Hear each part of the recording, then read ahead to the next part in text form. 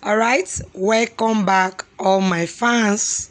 All right, today I'm making this tutorial of the picture you can see is a molded fascinator, and I did the molding with mat. We mold either with cinnamon or mat, so I molded with mat, and I also wrapped it with material while molding.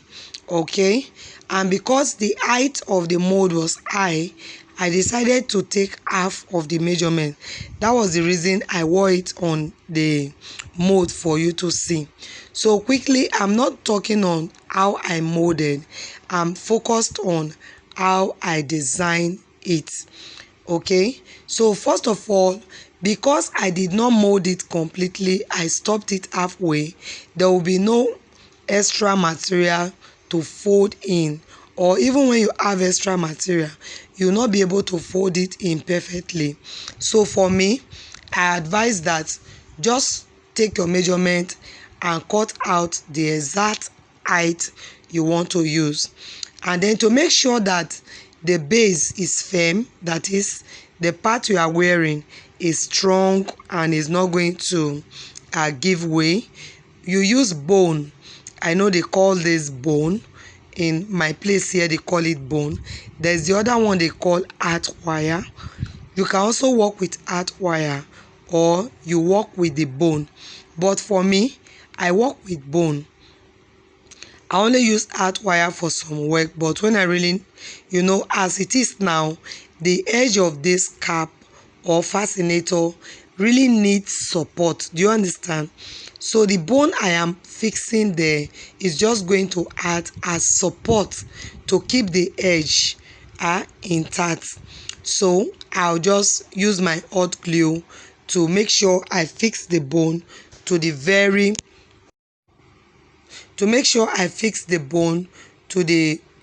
very beginning. That is the edge, you understand.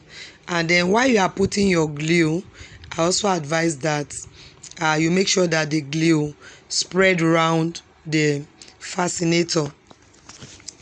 So at this point, I am done fixing the bone to the base. So you can see it now.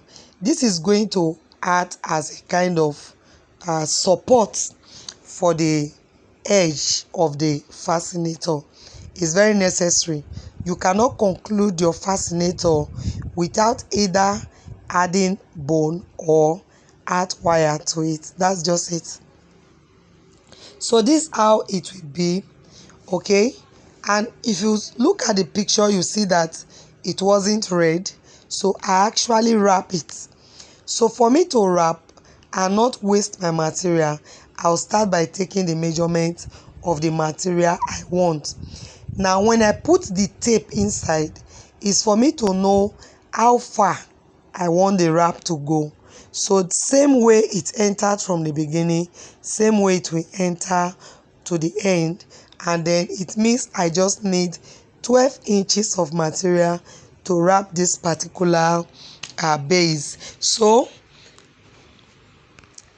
what I will be cutting for this wrap now, according to the measurement I just showed you, is 12 by 12. Do you understand?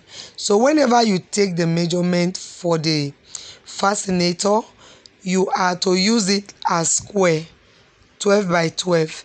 If it's 10, 10 by 10. Is that okay? So I'll be wrapping with 12 by 12, and the material I'm using is this trending suede. You understand? Suede, sequence on suede, and I'm using the champagne gold color. I love it so much. So what I have is 12, and I said I'm using 12 by 12. Okay, so right now I've marked the first part of the 12, and then I'll quickly mark the second part of the 12, and then I'll cut it out. So this is it. This is 12 by 12. So it's time for me to wrap the fascinator. So for me to do that, I'm not really going to do anything too stressful or tedious with this, all I need to do is I'm using the hot glue for this project. So since I'm using the hot glue for this project, the first thing I'll do is I'm going to hold down, I'm going to glue, the four edges. You understand? I'll first of all start by gluing the four edges. After gluing the four edges, it will become easier for me to, drag in the remaining parts and glue them without having excess on any side. Is that okay? Because if you just start gluing everything without mapping out your strategy, you might not really get a good result at the end. You might just find out that you have this excess material on one side, which you would have been able to avoid if you had marked out four different edges.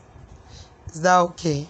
All right. So for me, I've mapped out the four edges and I'm just gluing between each of the edge, making sure that every part is flat. So right now you see that I am done with the wrapping. All I need to do is just trim, and you can trim using a razor blade or scissors, whichever is convenient for you. The most important thing is that you are able to do what? Trim. Just trim. So just a quick reminder, the wrapping I just did covered the bone that I attached. Do you get me? So the wrapping covered the bone. Once I'm done trimming, I'm going to show you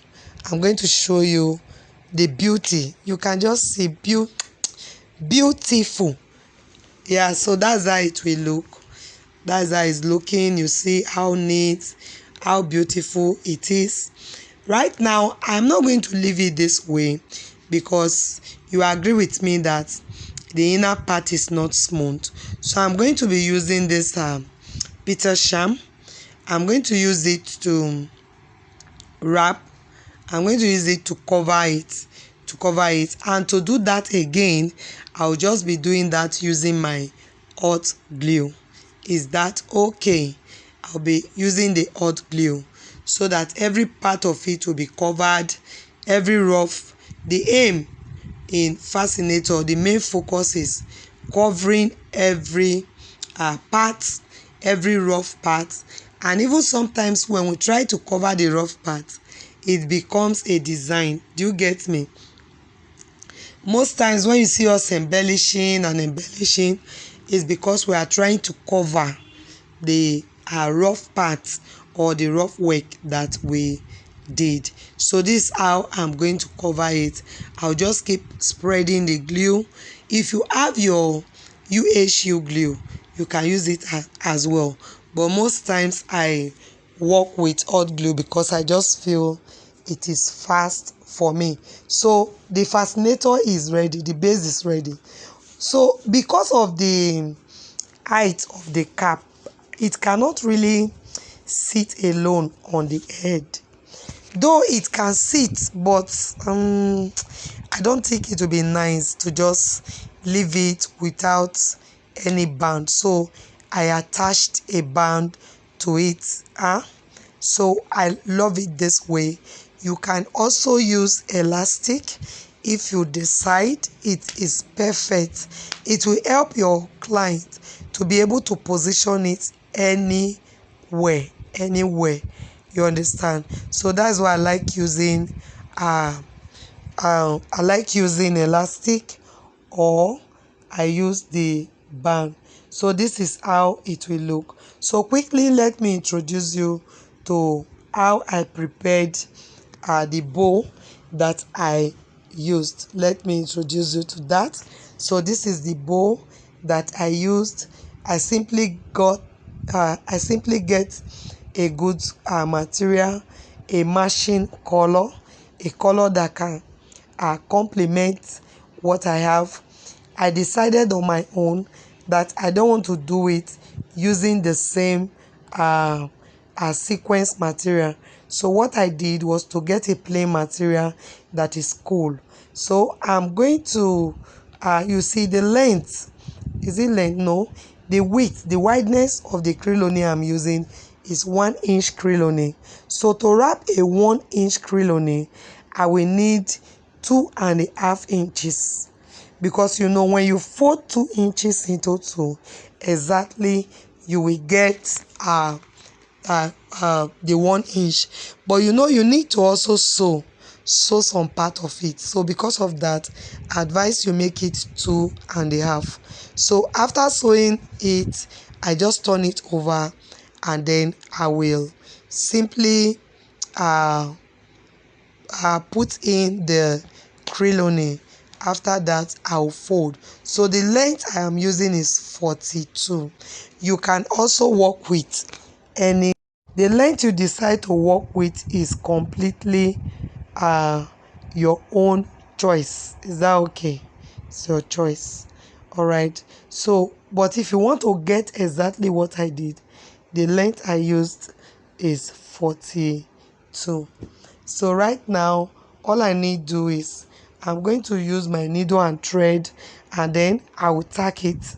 I'll use my needle and thread to sew the bow together, tie it together before I'll get what I need to use to wrap it. Is that okay?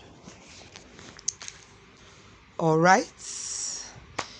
So I just got a little piece of the material, the sequence material, and then used to just, you know, close the thread, you understand, just use it to cover the thread, and it was perfect. I love it.